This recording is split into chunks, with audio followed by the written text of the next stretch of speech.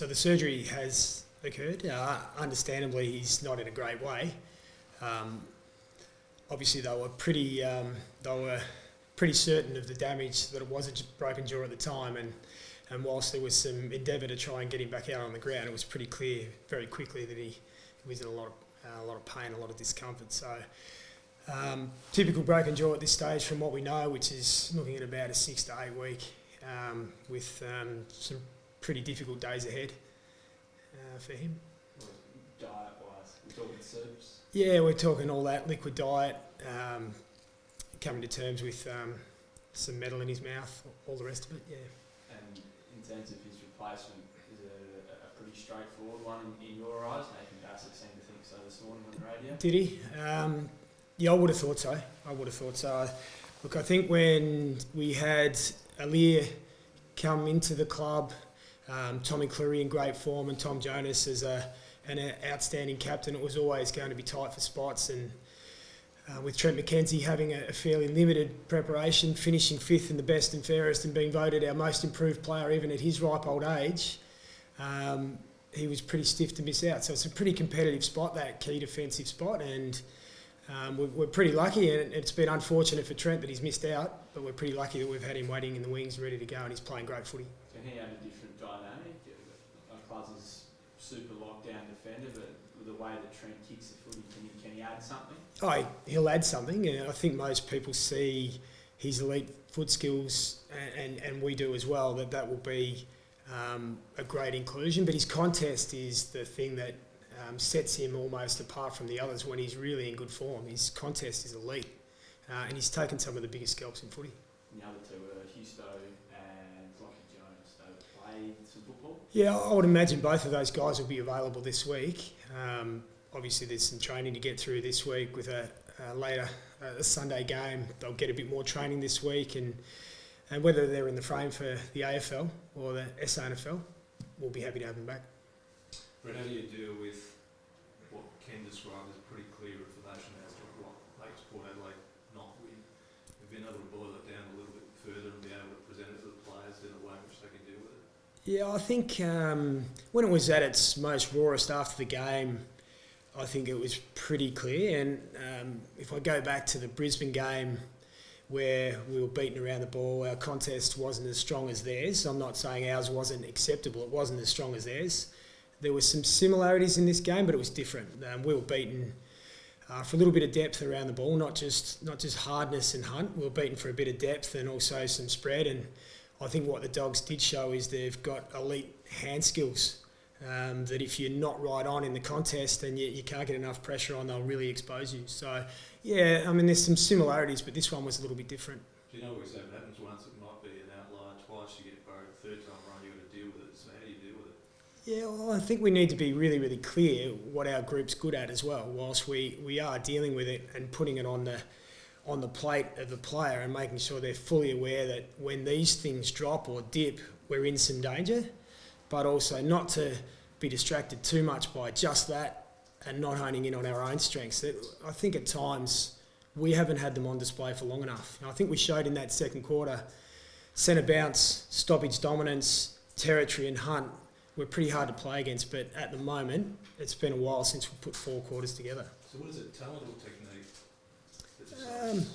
Look, I think it's a little bit of everything, to be honest, and I wouldn't leave desire and appetite out of that as well. And I'm not saying that our players don't come with that. I just think at times we've had lapses in that. So I would definitely add that to talent and technique. Have those lapses that you speak about, maybe being the first quarter, that seems to be a recurring theme from those 3 losses that the team does get a bit, hit harder contested possession around the ball, especially early on in the game. Yeah. I mean, it'd be impossible to deny that because that game looked as though we had to play catch-up for a period of time. Now, the catch-up was pretty good. You'd all agree we hit the front and we're doing enough to put them under pressure. So, look, I think to be perfectly fair, I think we were beaten by a better team at this point in time. Are they going to be a better team than us throughout the course of the year, and will they finish higher than us and go on to greater things? I don't think so. And I've got full belief in what we're doing, but I think the teams that have beaten us so far have been better teams on the day. There's been a suggestion that the team are flat track bullies based on some of the last couple of results. I mean, is that assertion fair through your lens? Yeah, look, I understand where they're coming from with that. I think it's a bit lazy and a bit easy to title and label that. As I've already mentioned, I think we've been beaten by better teams at the time, and we're still working really, really hard on our game to tighten up a few things and to make sure that we're growing throughout the course of this year. But I think when you talk about West Coast, Brisbane, the Bulldogs, I think we're talking about some pretty top-end talent here, and if we're guilty of beating the teams we should beat, I think that's pretty unfair. Port were, the best team of the home and away season last year. They lost 3 times. Is it a case of 3 losses at this stage of the season? Is it a case of the team maybe regressing a little bit slightly, or the other teams improving? Probably a little bit of both. I think our form's been a bit up and down. I think our form is slightly different to the type of game we played last year, and whilst we're aware of that, we're addressing some of that week to week. Look, obviously, there's been some improvers. The Dogs have improved. Melbourne's improved. So it'd be hard to deny that there's other teams doing great things. We're a pretty good footy team, but at the moment, we're not a great team that's been able to knock off every team we play against. When opportunities become limited because the opposition's getting it more often, you then need to maximise on the scoreboard. How are you reviewing the forwards, particularly where they set up or whether there are dropped marks or dropped missed opportunities? I think that's a really interesting one, Rich. I think with any one line or one area or one phase, I think the reviewing will be just as intense as any other area, and I think the best way to answer that question is the guys that play in that area are under no illusion about how important they are to our whole team setup, structure and result.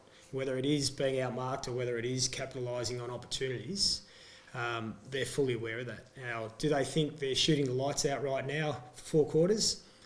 Like the other 2 lines, probably not. But they are showing some patches that are really encouraging. So there's a lot of young players down in that area, and there's a bit of experience as well. But I don't think anyone's shying away from any area or any zone or any type of part of our game right now. How do you get Connor more into the game when he does get the ball?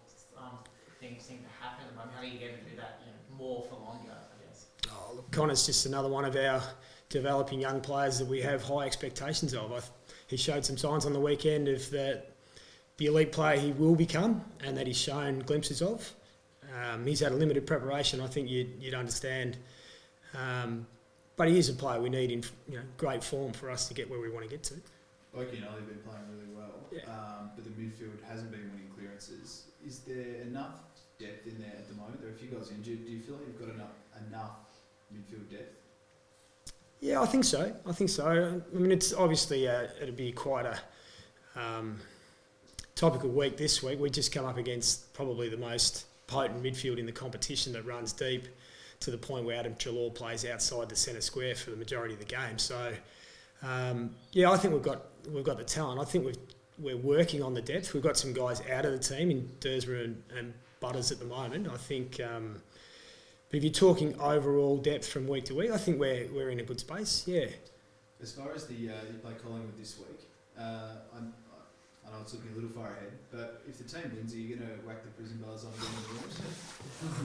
I'm going to leave that one to you guys. I think you guys have done a great job at trying to generate some interest around that, and I'm going to leave that with you. Has it been spoken about it all though? No, it's Monday. Brett, last week we gathered clarity on knocks to the head or tackles that lead to concussion with Scott Lycett. Do you become confused when you get Tom Jonas fined, but not Callum Daniel for the one on Robbie Gray? It's a tough one to answer. I was at a local game of footy yesterday with my sons, and they're asking me what they can and can't do. And my answer to them is pretty simple, is that whenever you get an opportunity to tackle, it's tackle to win the footy and it's tackle to restrain. It's not tackle to hurt. If you're thinking about bump or tackle, well, it's tackle. When you're talking about penalties and punishments, well, I think that's just another level. But in terms of the technique and the philosophy around it, I think that has been pretty clear. Just on Zach Butters, do you have an update on where he kind of sits at the moment? He's improving. He's certainly not as rapid as Lockie Jones's recovery, that's for sure. So maybe some slower recovery and maybe a little bit of other stuff that probably he's not quite on top of as quickly as Jonesy. So he might be running a week or two behind schedule at the moment, but certainly improving now. Are you confident? Do you know that he'll play again this season? I mean, the nerve injury, it seems to be a bit of... I can only tell you what I've heard, and the confidence is high, and he's starting to sort of get a bit of a move along.